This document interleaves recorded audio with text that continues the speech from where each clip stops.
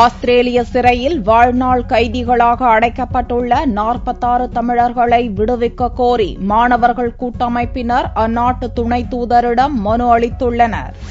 அகதிகளாக வரும் இலங்கை தமிழர்களுக்கு ஆதரவு கரம் நீட்டி பல்வேறு வசதிகளை செய்து தந்த ஆஸ்திரேலிய அரசு சமீப காலமாக பாதுகாப்பு சட்டத்தை இயற்றி கடுமையாக நடந்து வருகிறது. அகதிகளாக வந்த 46 இலங்கை தமிழர்களை வாழ்நாள் சிறையில் அடைத்துள்ளது. அவர்களை உடனடியாக விடுவிக்க கோரி பல்வேறு தமிழ் அமைப்பினர் மாணவர் கூட்டமைப்பு சார்பில் சென்னை ராயப்பேட்டையில் உள்ள ஆஸ்திரேலிய துணை தூதரிடம் திங்களன்று மனு தரப்பட்டது.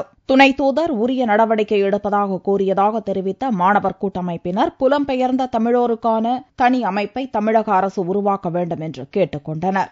ஆஸ்திரேலிய அரசாங்கத்தால் வாழ்நாள் சிறை கைதிகளாக பிடித்து வைக்கப்பட்டிருக்கும் 46 அப்பாவி தமிழர்களை விடுதலை செய்ய கோரி இன்று சென்னையில் இருக்கும் ஆஸ்திரேலிய துணை தூதரிடம் மனு கொடுப்பதற்காக மாணவர்கள் மற்றும் பிற தமிழ் இயக்கங்கள் சார்பாக இங்கு வந்திருக்கிறோம். அவர் எங்கள் கோரிக்கையை ஏற்றுக்கொண்டு மேலும் இது குறித்து நடவடிக்கை எடுப்பதாக உறுதியளித்திருக்கிறார். இந்திய அரசாங்கத்துக்கு புலம்பெயர்ந்த தமிழர்களுக்காக ஒரு அமைப்பு இருக்கு, கோபியோன் இருக்கு. இந்தியாவுடைய மினிஸ்ட்ரியில ஒரு சென்ட்ரல் மினிஸ்ட்ரியில ஒரு அமைப்பு இருக்கு. எங்களுடைய கோரிக்கை என்னவா இருக்குன்னா, தமிழக மினிஸ்ட்ரியில ஒரு புலம்பெயர்ந்த தமிழர்களுக்கான ஒரு அமைச்சரகத்தை உருவாக்கணும்ன்றதுதான் எங்களுடைய முக்கியமான கோரிக்கையா இருக்கு. ஜெர்மன், பிரான்ஸ், இங்கிலாந்து போல் அல்லாமல் அகதிகளை புறக்கணிக்கும் கடுமையான சட்டங்களை ஆஸ்திரேலிய அரசு மறுபரிசீலனை செய்ய வேண்டும் என்றும் மாணவர் அமைப்பினர் கேட்டுக் கொண்டனர்.